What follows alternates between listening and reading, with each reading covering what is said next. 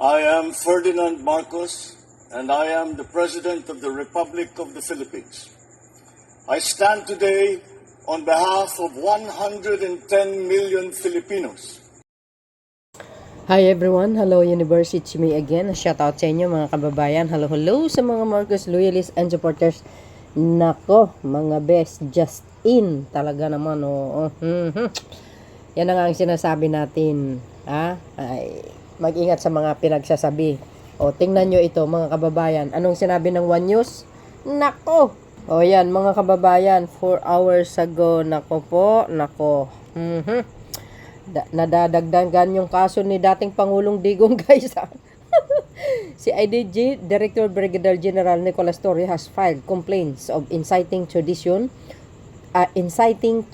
and unlawful utterances against former President Rodrigo Duterte over his controversial statement about killing 15 senators. So, sabi ko sa inyo kung sana iya nga, 'di ba?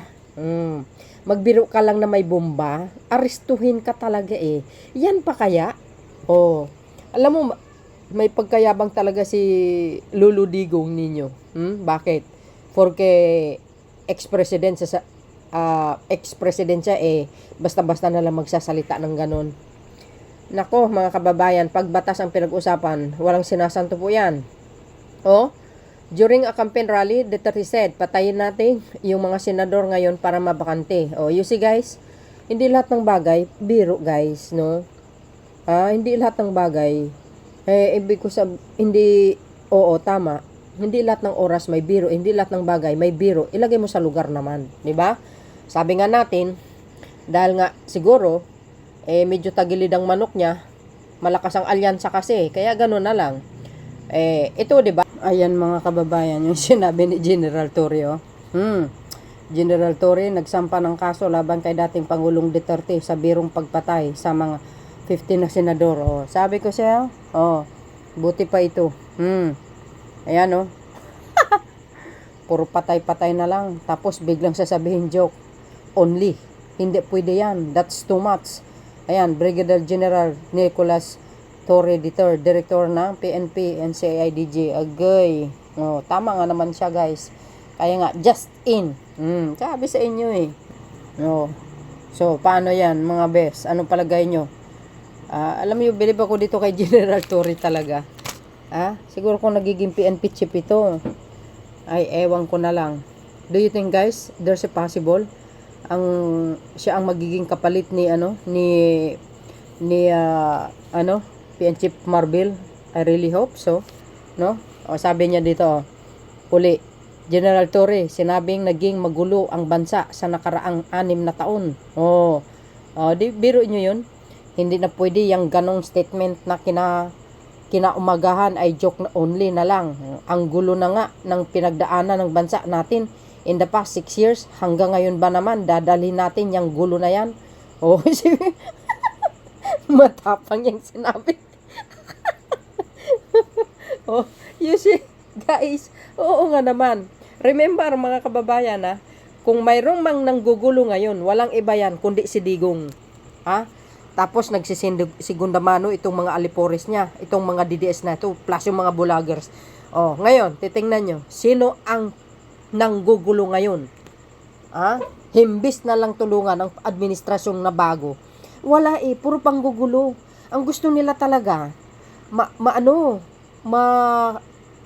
maangkin ito or agawin itong palasyo kay Pangulong Marcos Jr. Tama, si General Torre, mga kababayan, may punto siya dyan. Nga naman, 6 na taon, biro nyo. See? So, yun guys. Ito pa. Sa totoo lang, may points naman talaga siya.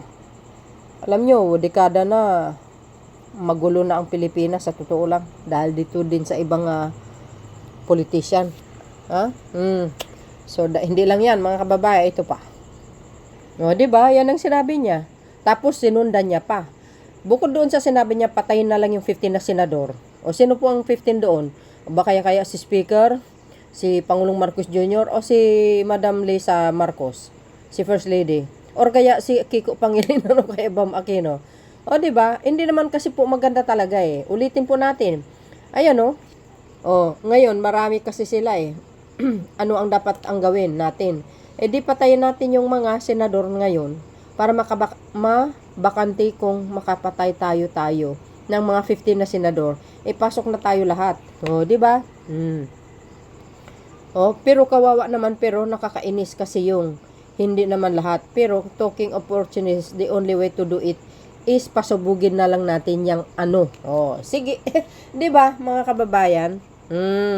Naiinis siya. Kaya pasabugin niya na lang. 'Di ba? Alam nyo, si Digong, ugali niya na yan eh. Pag hindi niya makuha yung gusto niya, gagawa talang paraan. Tulad niya, no, papasabugin niya ang alin? Yung rally ng alyansa. 'Di ba? Ang rally ng alyansa habang nandoon si Pangulong Marcos Jr. Ganyan eh.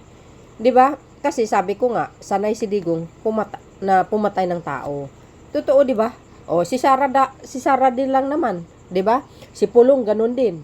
Mga kababayan, yan. Ito po ang basihan ni si IDG si General Torre. Ito po 'yun. Inciting to sedition. Hindi naman kasi lahat idaan mo sa biro. Hindi po maganda 'yun eh. Yung kabila nga, ang alyansa very very serious, no? Hard work sa kanilang campaign rally. Pero ito naman, no? Lahat na lang sa kanya puro biro. Wag ganun. Ito pa. Sabi ni Pangulong Marcos Jr., di ba nag-react si Pangulong Marcos Jr., narinig lang natin nung isang araw, wala daw pag-asa. Siguro, wala silang pag-asa, kaya papatay na lang sila ng 15 senador. Talagang, sa bagay, mahirap naman yung ibang tao. Ang iniisip lang nila, ang kaisa-isang solusyon sa lahat ng problema ay pumapatay ng Pilipino. Tama yun. Kasi nga, sa EJK lang eh. Ang daming namatay. Yan si Digong, kasi utos ni Mayor. Mismo hitman niya ang nagkanta sa kanya, kumanta para sa kanya. Di ba? Kinanta siya na siya ang talagang mastermind. Nag-uutos para pumatay ng tao. Kaya si Pangulong Marcos Jr., alam na alam niya. Nababasa niya talaga ang galaw ni Digong. Kasi ugali nilang pumapatay ng tao. Mag-hire sila ng hitman, gun for hire. Di ba mga kababayan? Ito pa, tingnan nyo ito. Nag-react yung mga sulon. Anong sabi?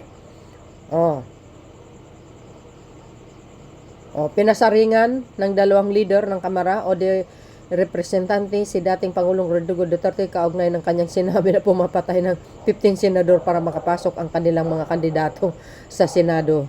Di ba? Madumi maglaro si Digong, guys.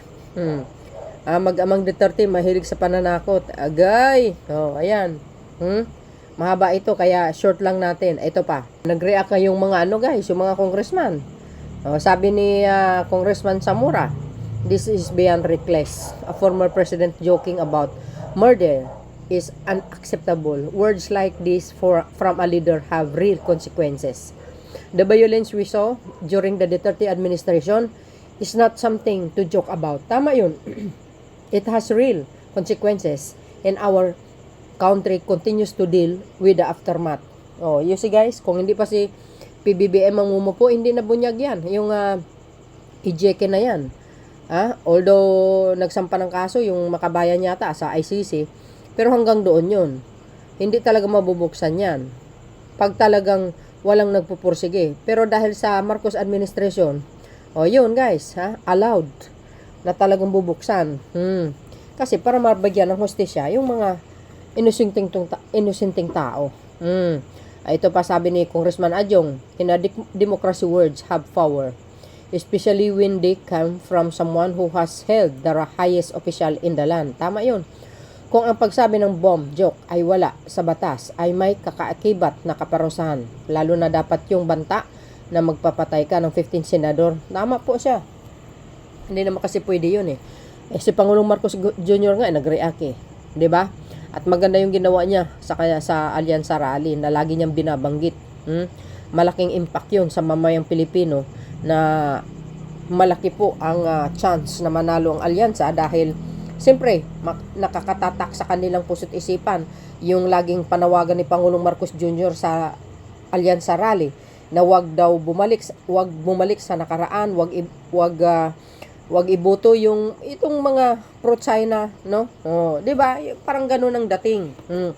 Ay nako, ewan ko na lang dito kaya dating Pangulong Digong Alam nyo guys, may edad na siya. Supposed to be, pahinga na lang po siya. Lalo niyang sinisira yung political career, yung anak niya. Kasi nadadrag eh. 'Di ba? Obvious na obvious kay dating Pangulong Digong, palaaway. At troublemaker talaga. Reckless. Parang ang dating askal ang pag-uugali. Hindi niya iniisip na dati siyang Pangulo.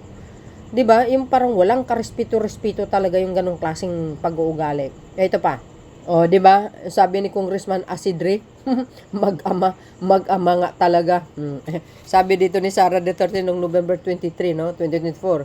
Oh, I have talked to a person. I said if I get killed, go kill BBM Lisa Araneta and Martin Romualdez. No joke, no joke. No, sabi ni Vice Presidente yan. Malinaw na malinaw po 'yun. So, diyan pa lang nakikita natin, ugali na lang talaga ang pumapatay ng tao. O, 'di ba guys? Oh, yan, no. Oh, like father, like daughter. oh, joke or serious treat. Na treat. February 13, 2025, let's kill inconvenient senators ayan. Let's kill inconvenient senators so there will be vacancies. So, if we can kill 15 senators, we can all get in. That would be a pity thought, but they are very annoying. 'Di ba guys? Hindi niya tanggap kasi na every rally nila, wala talagang pumupunta. Kasi sa alyansa, tingnan nyo naman, mula Tacloban hanggang Iloilo, Davao del Norte. Kumbaga, bumubulusok yung mga tao pumupunta. Now, if you are really loyalist to the Duterte family, no matter what happen, mga kababayan, hindi po at hindi ka dadalo sa rally na yan ng alyansa. 'Di ba? Sabi ko, ulitin ko, kung talagang loyal ka sa mga Duterte, kahit anong gagawin panghihikayat sa iyo, hindi ka pupunta sa rally ng alyansa because you are loyal to the Duterte family eh. 'Di ba? Hindi mo gagawin 'yan na pumunta ka. Pero yung taliwas doon sa sinasabi nila, mga hakot daw. Maka-Duterte daw mga doon. Ay, ang tatangan nyo naman. Sa laula pala din talaga mga utak nyo. Maka-Duterte kayo, bakit kayo nandoon? Sige nga. Tapos palabas nyo, bayaran, ganon. Kasi gawain nyo yan. Di ba? So dahil dito guys, ano po ang kapalagayan yung mga kababayan? Hindi maganda yung ganito kasi biro ni Digong. Pangit ang pag-uugali talaga nitong dating Pangulong Digong na ito. Alam niyo kung bakit nasabi ko, ugali ni Digong, ang mag-utos ng tao para pumatay. Tingnan nyo, kahit yung anak niya Ayan, Matubato filed complaints against Duterte and his son, Paulo Duterte, who was then the vice mayor of Davao City, for the alleged crime of murder, torture, and kidnapping in December 2016. Mr. Matubato, hindi galing sa akin yan sabi ng Philstar. You see? Kaya po nasabi ko, ugali kasi nila yan. Ang pumapatay ng tao. Pag hindi nakuha ang gusto nila, dinadadaan nila sa ganyang klaseng pamamaraan. 'Di ba? Obvious na obvious yan anong sinabi ni Matubato? Ilang taon na pumapatay si Matubato dahil kay Digong kasi utos ni Mayor. Kaya nababahala din ang ibang mga congressman na dapat hindi dadaan sa biro. Lalo't yung sinasabi niya, papasabugin na lang, papasabugin. Yes, maaring mangyari yun guys. May kakayahan si Digong. Bilyonaryo po yan. Maraming pera din naman yan. Kayang-kaya niya yung mag-arkela ng tao. O mag-hire ng tao para pumatay. Kasi gawain. 'Di ba? Papasabugin niya. Kaya nga sabi natin, sa administrasyon, maging maingat yung mga rally ng alyansa, kung saan lugar. 'Di ba? Who knows? Hindi natin alam ang maaaring mangyayari. If ever mangyari man yan, alam na ninyo kung sinong may kagagawan. 'Di ba? Si Digong na mismo nagsabi, papasabugin niya. Ganun huwag ganun. Lumaban kayo ng patas. Hindi yung idaan nyo sa dahas. Pangit. 'Di ba? Magagalit ang taong bayan. Kay dating Pangulong Digong, ngayon nga maraming nagagalit sa kanya So, dahil dyan mga kababayan, ito po yung sinabi ni Senator Tolentino. Mga bes, mga Marcos loyalists and supporters, shout out po sa inyo. Filipinos and OFW. Ito po yung sinabi ni Senator Tolentino. Kayo na po ang balang humusga. Okay? Ano ba ang points niya dito, mga bes? O ano sabi niya?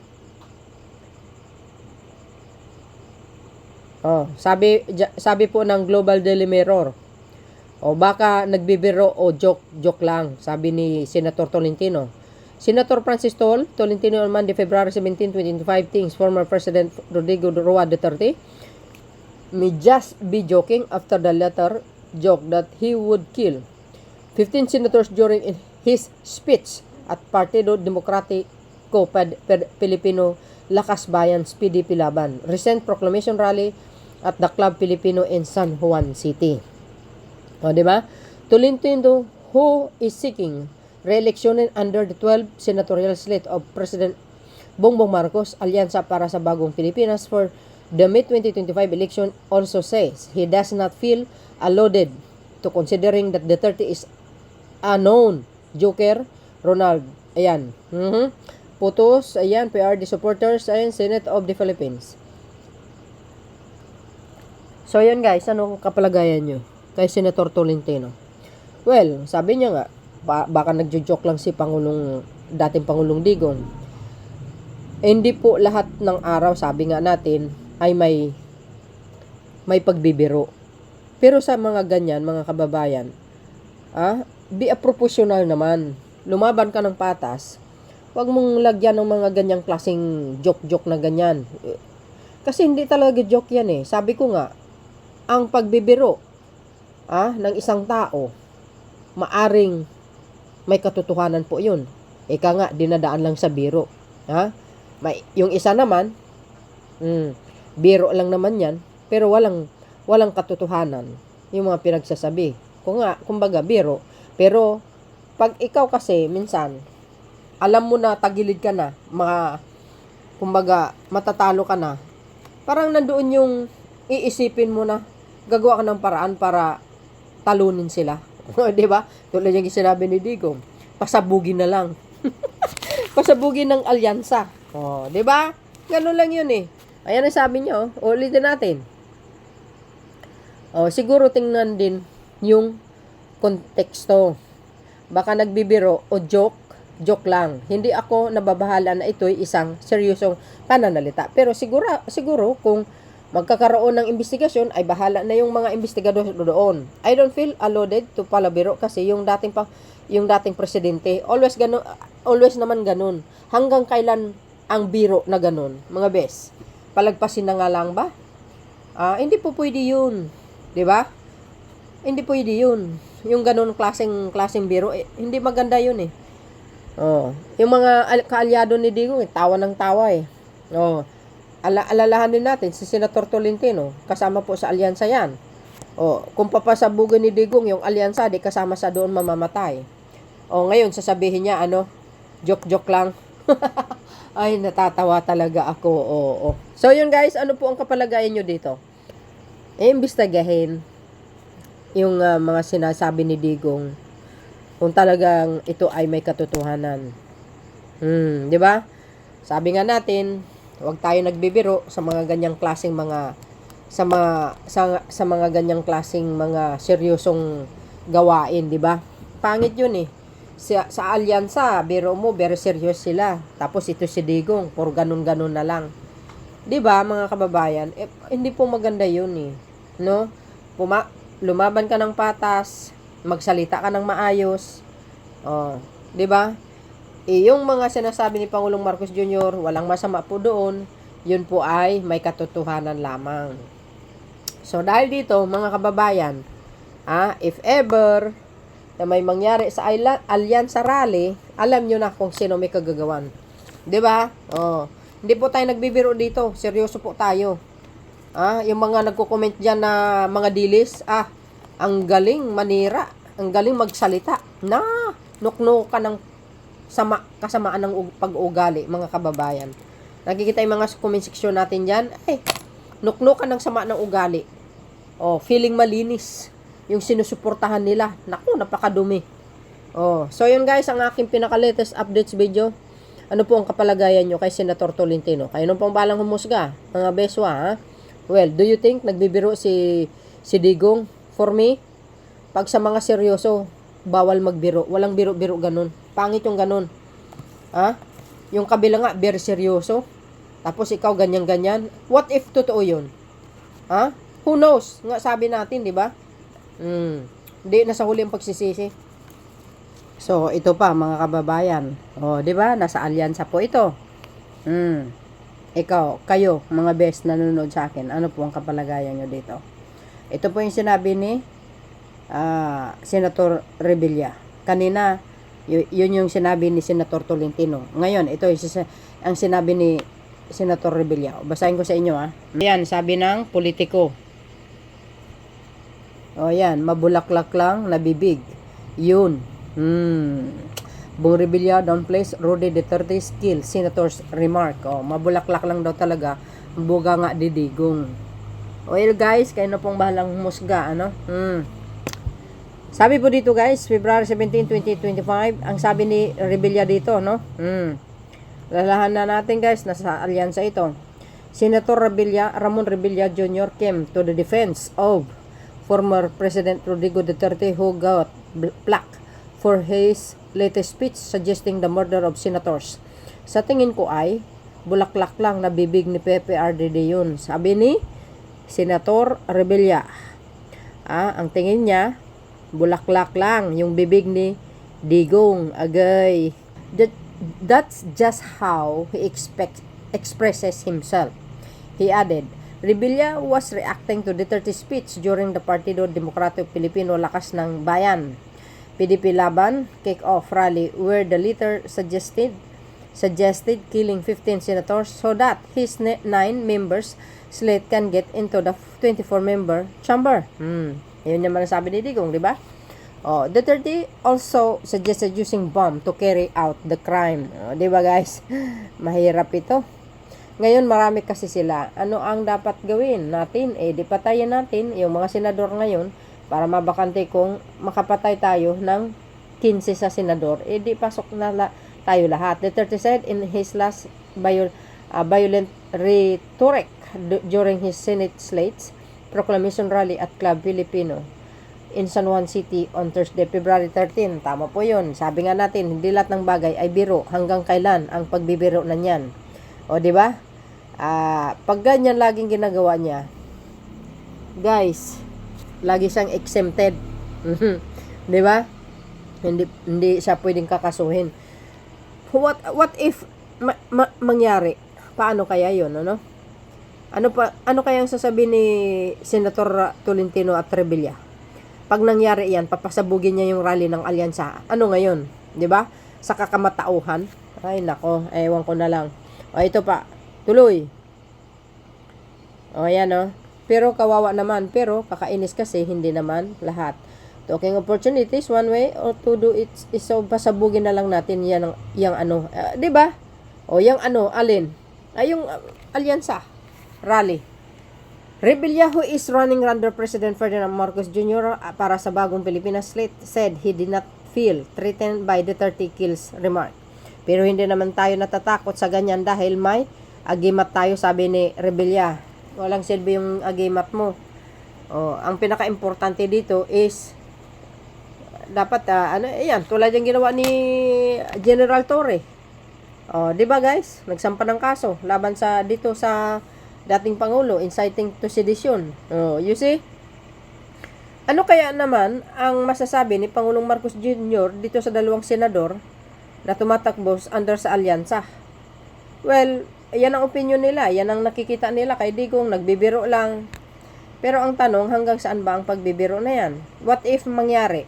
Ano ngayon? Nga. Saka kagumalaw pag nangyari na? Aba, dapat, habang maaga pa, sugpuin yung mga ganyang klaseng biro. Pwede ka naman, guys, magbiro na sasabihin mo, well, malakas sila, di sabayan natin sila. Di ba? Gawa tayo ng paraan. Hindi yung patayin mo na lang, pasabugin mo yung rally nila. Hindi pwede. Masyado na ano yun, guys, masyado ng intentionally yung mga ganyan. Dinadaan mo lang sa biro, pero sa totoo lang, intention yun. Ayan, tingnan mo yung ginawa ni Sara Duterte, mag-ama nga. Ganon din si Pulong. Kaya mga kababayan, maging mapag ano kayo, kumbaga mapanuri kayo dapat. Sino po dapat ang ibubuto natin, no? So, yun guys, ang pinaka-latest updates ko sa inyo. See you again sa next upload video ko. Bye, and babus. God bless Philippines.